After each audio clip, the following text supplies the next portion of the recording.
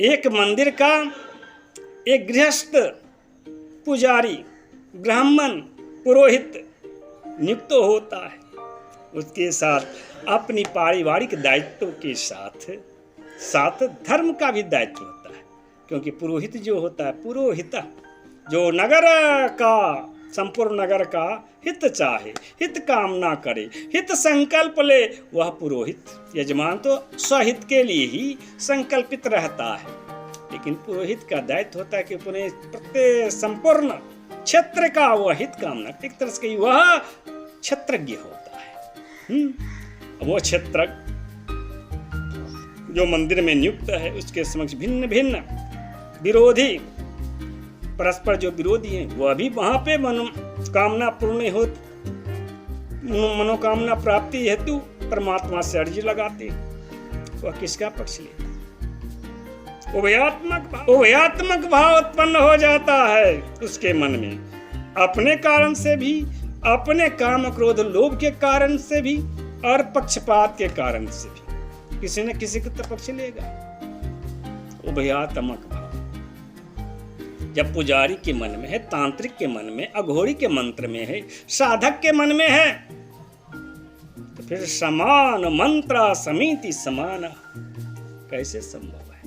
यहाँ गीता में कहा गया, समम सर्वभूतेषु तिष्ठं तं परमेश्वर, सभी सम में स्थित होते हुए, हो करके सभी जीवों में परमात्मा का वास है, इसका अनुभव करें। अरे अनुभव तो कर लिए, व्यवहार में उसे प्रकट करें तो कैसे करें?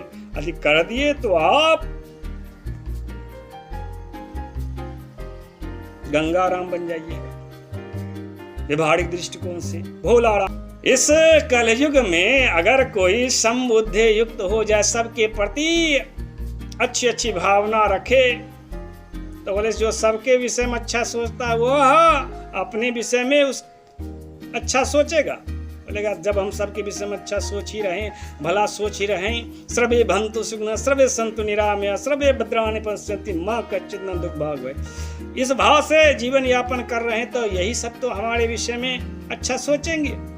लेकिन समस्या यह है कि जो सतो भाव है वह जागृत होने से पहले मनुष्य जीवधारी में तमो भाव जब पहले उत्पन्न हो जाता, क्योंकि सत्व का जो स्तर है वह अंतस में होता है, उसको आवृत की हुई रहता है तमोवृत्ति, तामसिक प्रवृत्ति, सबसे पहले उसी में विखंडन होता है। इस तो आपके भागवत पुराण में उदित है।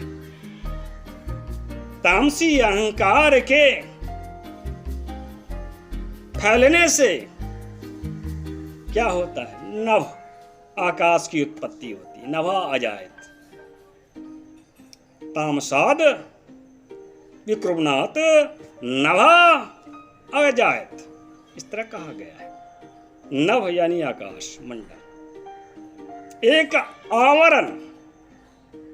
कौन सा आवरण? जो दृष्टा का आवरण है, जिससे आप ध्यान में आपके प्रति कोई अच्छा या बुरा सोच रहा है, अनुभूत सहसा आपको ध्वनित हो जाता है उसकी आवाज़। देखते हैं कभी कभी आप घर में बैठे हैं, आपको हिचकी आ रही है, अनायास आ रही है, और कोई आपको याद कर रहा है, तो यह हुई आपके आकाश मंडल में, ओरा मंडल में कोई प्रविष्ट हो रहा है, आपको ध्यान में आ जाता, आँख बंद, तंद्रावस्था में आ जाते हैं, आँख में सहज से आपको उसकी स्वरूप दिख जाती है जो ओरा मंडल में प्रवेश कर। तो उभयात्मक अवस्था में स्थित पुजारी हो, तांत्रिक हो, मांत्रिक हो, साधक हो, आत्मरक्षा परमो धर्मों की भावना के कारण द्वंद्व स्थिति में रहने के कारण, पक्षपाती समाज में निवास करने के कारण, भेदभाव से युक्त समाज में निवास करने के कारण, ज्ञान वैचारिक दृष्टिकोण से तो वह स्वीकार कर लेता है कि सभी जीव में ईश्वर वास होते हैं, लेकिन व्यवहार में उसे ढाल ही नहीं पाता है, क्योंकि कर्म अलग अलग है, सबका आध्यात्मिक स्तर भिन्न भिन्न है। इसी कारण शांति नहीं है जीवन में, इसी खातिर एक दूसरे का शोषण कर रहे हैं, अशांति है। समम पश्यन्ये सर्वत्र समवस्थितम् ईश्वरं न नश्यति आत्मनात्मनं ततो याति पराम गति। परम गति की प्राप्ति होती, परम शांति की प्राप्ति होती है। तब होती है जब मनुष्य यह संकल्प ले ले कि अनुभव कर ले, पश्चन्न है यानी अनुभव करते हुए, सम है सभी अपने जैसे, आत्मनि प्रतिकूलानि परिशाम न समाचरे। इस भाव से जो स्थित हो जाता है और सर्वत्र अनुभव करने लगता है, स्वजनों को सब में अपनापन अनुभव करने लगता है, आत्मलोक को स्थापित कर लेता है, तो वह क्या हो जाता है, वह परम गति को प्राप्त कर लेता है, संत बन जाता। प्रेम जब अनंत हो गया, रोम रोम संत हो गया। यह भाव, यह वक्तव्य का अनुभव जीवन में वही कर सकता है जिसने इस सूत्र को, विचार विष्णु पुराण के जो सूत्र हैं उसको और उपनिषद के ये जो सार तत्व है उसको जीवन में घटित होते हुए देख लिया और यह निश्चित कर लिया कि परमात्मा नित्य, परमात्मा की दृष्टि हम पर है। वो विचार क्या है? पहला प्रधान, दूसरा पुरुष, तीसरा काल, चौथा उसका प्रतिनिधि।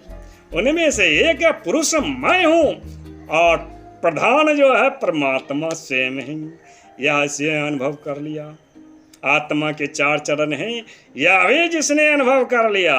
और ये भी जान लो, नक्षत्र 7 चौका 28, यही नक्षत्र मंडल कितने 28 हैं और 7 ये आपके चक्र हुए। शरीर में 7 चक्र हैं, यानी 7 नक्षत्र आपके पास हैं, सदैव आपके साथ हैं। एक चला मतलब 7 हटेगा फिर 7 आएगा।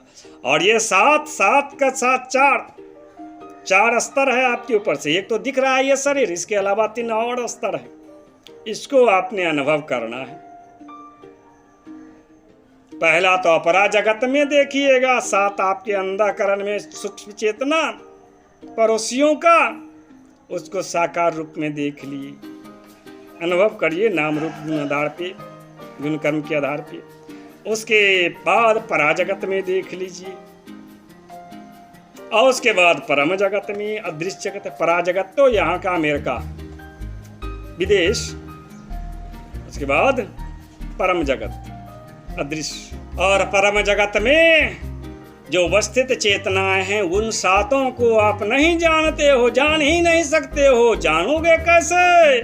क्योंकि आपने तो उसे विशेष विशेष विग्रहों में स्थापित कर रखा है, मंदिर में मूर्तियों के रूप में स्थापित है, तीर्थों के देवता के रूप में स्थापित हैं। वो 7 ही हैं, वो 7 ही आएंगे, निश्चित नहीं कर सकते हैं। शक्ति के उपासक हैं तो 52 शक्तिपीठ हैं। अब कौन आए? आपको सिर्फ 4 खंडों में व्यक्त करना है। 52 शक्तिपीठ हैं, 13 चक्का 52, 4 में ही विभक्त करना है।